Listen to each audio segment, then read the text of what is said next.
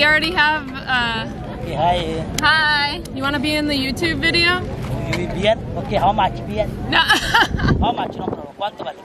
Hey everybody, and welcome back to another episode of Mondays with me, Dr. Crystal, and today with Dr. Heather. As you can see, we are in France. We are by the beautiful Eiffel Tower, and so we thought we would talk about something French today, right? So I started thinking, what could be more French than something called the French disease? Dr. Heather, do you know what the French disease is? I do not ever remember learning about it in medical school.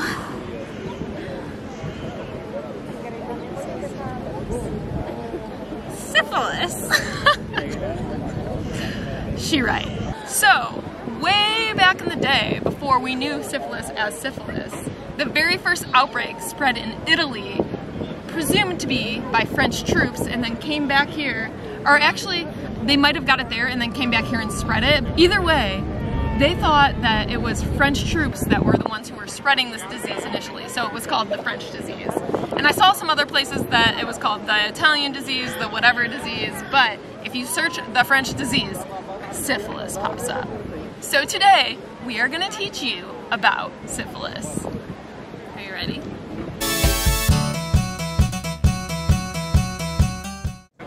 Sorry, there's a man with a large gun. Like a really large gun. Champagne. No, thank you.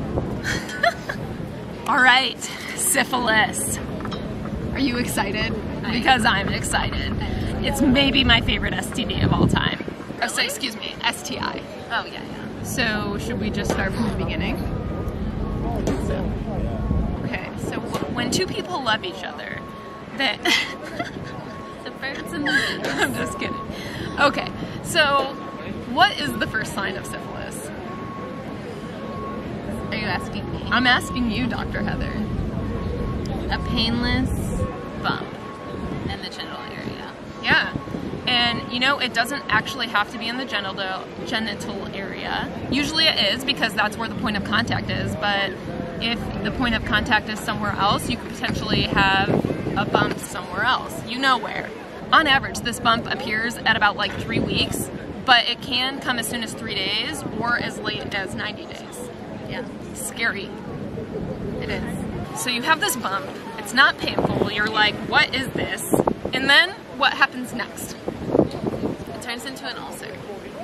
It does. It's gross, I know, but it turns into an ulcer. A 1 to 2 centimeter ulcer, which doesn't sound like a lot, but when you're like looking down there, like, that's like this big. That's a big ulcer. But it still doesn't hurt, so you might ignore it, right? And so, what happens after the ulcer? Also, one clarification, I measured my finger once. A finger width, on average, is about 1 centimeter, just to let you know what a centimeter is. An ulcer this big. 1 to 2, yeah. Yeah. Okay. What was your question? So you have this ulcer, then what happens? It disappears. I know. Scary, because you're like, I have this bump, and then I have this ulcer, and then it goes away. How long does it take to go away? 3 to 6 weeks. 3 to 6 weeks, and then it's gone. Poof. You're like, okay, that was scary, but now it's gone. But the thing is, if this was syphilis, you still have syphilis. Even if you don't get treated, this ulcer is going to go away, and it's gonna almost be like nothing ever happened. Another thing we should mention is, along with the bump and the ulcer, you might have some enlarged lymph nodes in the area, but that might be the only thing that you notice. Any other thoughts on early syphilis? I don't think so. All right, so lucky for you guys, it's not over yet. We're on to stage 2. Secondary syphilis. So, within a few weeks to a few months, about a quarter of the people who have not been treated yet develop a systemic illness. So impressed that you got through that the first time. I was trying really hard. For those of you who don't know what a systemic illness is, we about to tell you. So, systemic illness.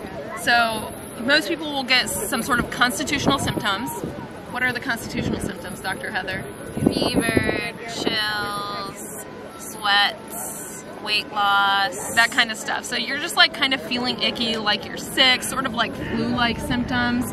The other thing that is classic for syphilis is a rash. So you get this red, usually bumpy rash, but the main thing is it's on your palms and the soles of your feet. Yeah.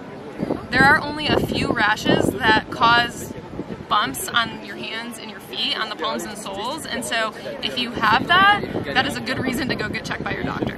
Definitely.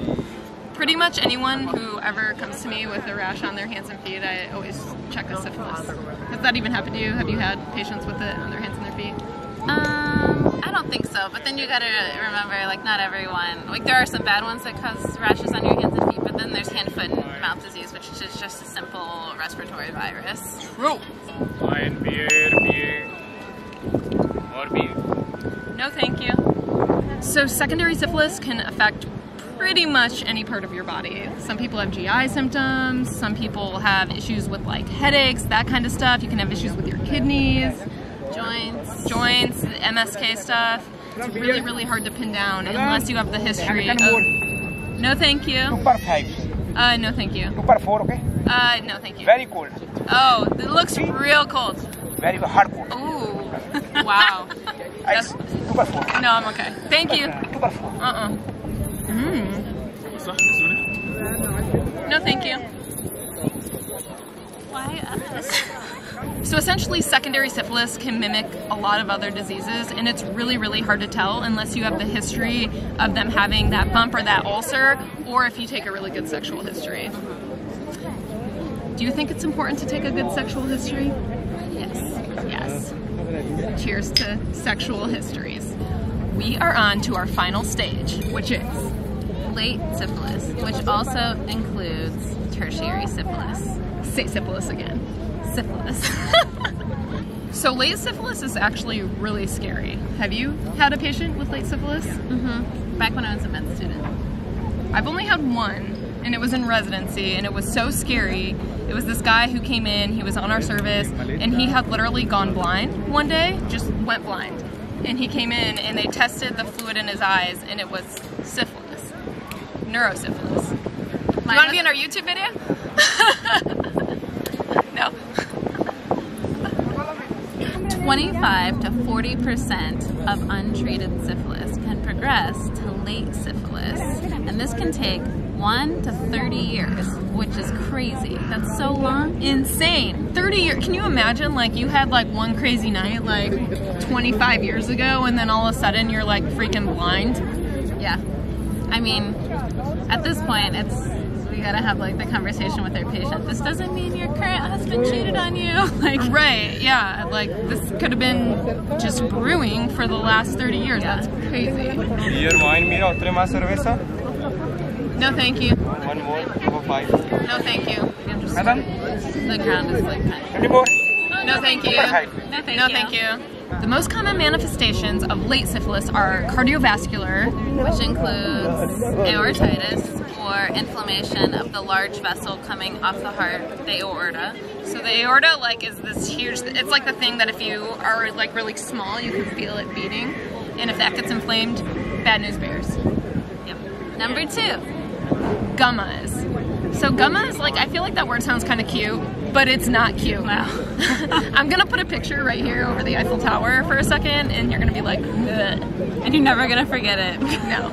So if you see one of these, like, you're gonna be like, what is going on? And hopefully be at your doctor. But yeah, enough about gummas. Number 3. Central nervous system. Which can include the eyes, issues with the brain, the nervous system. So as you can guess, all these things are very serious, and you do not want to let it get to this stage. The treatment for syphilis in all stages is Penicillin. the OG antibiotic, the first antibiotic, Yep. and the greatest antibiotic. So syphilis treats this disease so well that if people are allergic to it, we try to desensitize them so that we can treat their syphilis with penicillin. If there's an allergy that's really bad and they can't be desensitized, there are other medications we can try, but none of them work quite as well as penicillin. And if it's one of those CNS really bad infection with the eyes, the brain, then we treat with IV antibiotics, so in the hospital. And they probably have to have like a lot of doses, and it's not fun. But cool story about that guy who came in that couldn't see. We started treating him with IV penicillin, and then one day like he woke up and could see the clock, and it was amazing. And that doesn't always happen. No, thank you. No thanks. No thanks. Yeah, that's amazing. That's why we go into medicine. Yes. Change lives. Change lives. The last thing we want to talk to you guys about is prevention. The only way to 100% prevent syphilis is abstinence. That's right. If you don't know what abstinence means, it means not having sex. And so, if you're not doing that, you're almost surely not going to get syphilis. If you are going to be sexually active, then you should use condoms, because that is the only other way to try to prevent sexually transmitted infections, including syphilis. Gotta use condoms. Wrap it before you tap it. Don't be a silly, protect your willy. No glove, no love. Don't be a fool, cover your tool. Also, if you are having sex, please get tested, and more frequently if you're having multiple sexual partners. Yes. Alright, that is all we have for you today. I hope you enjoyed the video. If you did, please give it a like, subscribe if you haven't, and comment down below. and I'll see you next week. If I give you 4 beer for 10 euro, you want? No, thank you. Ice cold beer. Okay, 5 for 10. Take it. No, thank you. 5 beer, 10 euro. Nah, we're good. We don't need 5 beers.